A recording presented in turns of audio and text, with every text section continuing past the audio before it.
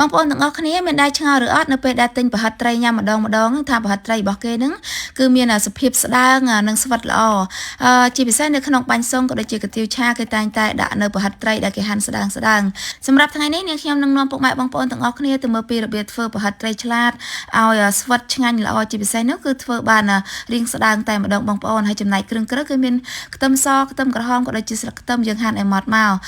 សម្រាប់ត្រីគឺនាងខ្ញុំប្រើត្រីឆ្លាតដែលគេកោសរួចជាស្រេចអញ្ចឹងបងប្អូនយើងដាក់ជាមួយស្លឹកខ្ទឹមក៏ដូចជាខ្ទឹមសខ្ទឹមក្រហមដែលយើងបានហាន់បាញ់ហ្នឹងលាយជាមួយនឹងប៊ីចេងបន្តិចស្ករបន្តិចជាពិសេសគឺរ៉ូឌីប្រេងខ្យងនិងម្រេចនឹងឯងបងប្អូនហើយបន្ថែមជាមួយនឹងម្សៅស្រួយចំនួន1ស្លាបព្រាផងដែរបន្ទាប់មកក៏ចាប់ផ្ដើមកូរច្បល់បញ្ចូលគ្នាឲ្យសព្វចំពោះគ្រឿងផ្សំមួយមុខទៀតដែលសំខាន់សម្រាប់ធ្វើឲ្យប្រហិតត្រីរបស់យើងមានសភាពស្ដើងក៏ដូចជាស្វិតល្អហ្នឹងគឺយើងត្រូវប្រើសំបកណែមឬក៏អ្នកស្វ័យរៀងខ្ញុំហៅថាសំបកបាញ់ត្រាំងទេបងប្អូនដើម្បីដាក់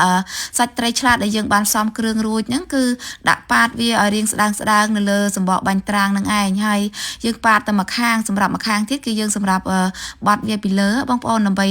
បំពងទៅឲ្យវាមានសភាពស្រួយឆ្ងាញ់ក៏ដូចជាស្វិតល្អបន្ទាប់ពីយើងរៀបចំដាក់សាច់ត្រីជាមួយនឹងសំបកណែមប៉ាតវាឲ្យរាងស្ដើងរួចរាល់ហើយក៏យើងចាប់ផ្ដើមយកទៅបំពងតែម្ដងកាលពីមុនណាធ្លាប់តែឆ្ងល់បងប្អូនហើយមិនដឹងគេធ្វើម៉េចបានរាងស្ដើងទេឥឡូវដឹងហើយធ្វើរបៀបនេះគឺស្ដើងល្អហើយរសជាតិវិញក៏ឆ្ងាញ់ដែរឥឡូវបន្ទាប់ពីយើងធ្វើបានហើយគឺយើងចាប់ផ្ដើមយកមកបំពងតែម្ដងបងប្អូននិយាយថា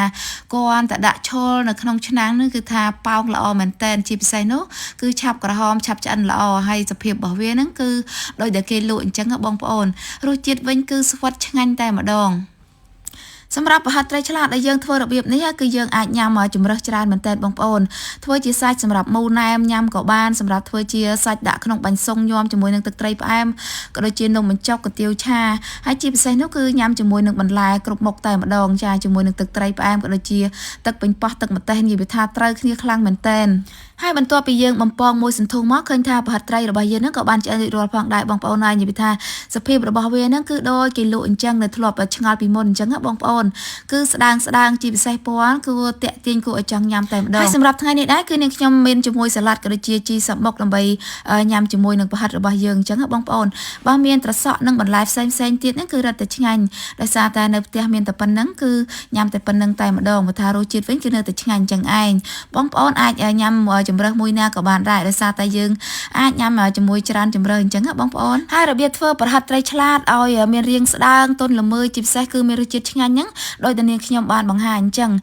ចង់បានវីដេអូថ្មីតាក់ទងនឹងការធ្វើម្ហូបថ្មីកុំភ្លេចជួយ like share ជាពិសេសនោះគឺជួយ follow page ផ្ទះបាយម៉ែម្នាក់មួយអរគុណបងប្អូនទាំងអស់គ្នាសម្រាប់ការតាមដានទស្សនាវីដេអូមួយនេះតាំងពីដើមរហូតដល់ចប់អរគុណជម្រាបលា